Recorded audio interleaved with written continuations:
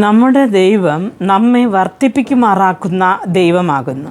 സംഗീതങ്ങളുടെ പുസ്തകം 115 അധ്യായം 13-ാമത്തെയും 14-ാമത്തെയും വാക്യം നാം വായിക്കുമ്പോൾ, അവൻ യഹോവ ഭക്തന്മാരായ ചെറിയവരെയും വലിയവരെയും അനുഗ്രഹിക്കും, യഹോവ നിങ്ങളെ മേൽക്കുമേൽ വർദ്ധിക്കുമാറാകട്ടെ എന്ന് സങ്കീർത്തനക്കാരൻ സംഗീത പുസ്തകത്തിൽ എഴുതിയിരിക്കുന്നു.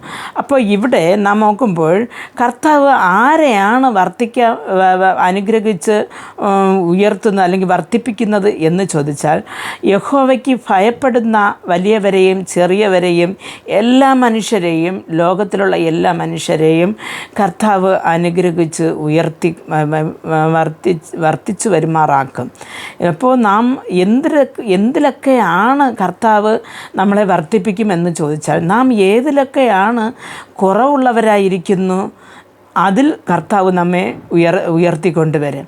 വിദ്യാഭ്യാസത്തിലാണ് കുറവുള്ളത്, നമ്മുടെ സാമ്പത്തികത്തിലാണോ നമ്മൾ കുറവുപെട്ട് പോകുന്നത്, നമ്മുടെ മൃഗസമ്പത്തിലാണോ, അല്ലെങ്കിൽ നമ്മുടെ പറവ സമ്പത്തുകളിലാണോ, അല്ലെങ്കിൽ ഒരു തലമുറ കിട്ടാത്തതിൻ്റെ ഒരു കുറവാണോ, ജീവിതത്തിൽ ഏത് കുറവിരുന്നാലും കർത്താവ് വർദ്ധിപ്പിക്കുക തന്നെ ചെയ്യും. പക്ഷേ അതിന് നാം ഒരു കാര്യം ചെയ്യണം. യഹോവയ്ക്ക് ഭയപ്പെട്ട് അവൻ്റെ ന്യായപ്രമാണങ്ങളെ വിശ്വസിച്ച് നടക്കുന്ന ഒരു വ്യക്തിയായി മാറേണ്ടിയിരിക്കുന്നു. കർത്താവ് അതിലേക്ക് വേണ്ടി നമ്മൾ ഓരോരുത്തരെയും അനുഗ്രഹിച്ച് വഴി നടത്തട്ടെ എന്ന് പ്രാർത്ഥിക്കാം. ഞങ്ങളെ അതിവാത്സല്യമായി സ്നേഹിച്ച് വഴി നടത്തുന്ന ഞങ്ങളുടെ സ്വർഗ്ഗസ്ഥ പിതാവേ, ഈ കർത്താവേ, ഈ വചനം കേട്ടുകൊണ്ടിരുന്ന നിൻ്റെ മക്കൾ ഏതിൽ കുറവുള്ളവരായിരിക്കുന്നു എന്ന് നിൻ്റെ സന്നിധിയിൽ കേട്ടുകൊണ്ടിരിക്കുന്നു.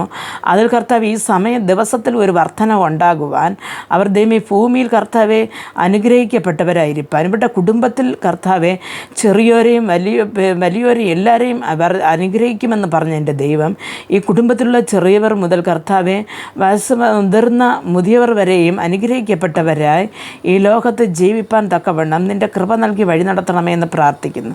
ഈ ചുരുക്കമായ പ്രാർത്ഥന കേട്ട് മറുപടി നൽകി തരണം നല്ല പിതാവേ. ആമേൻ.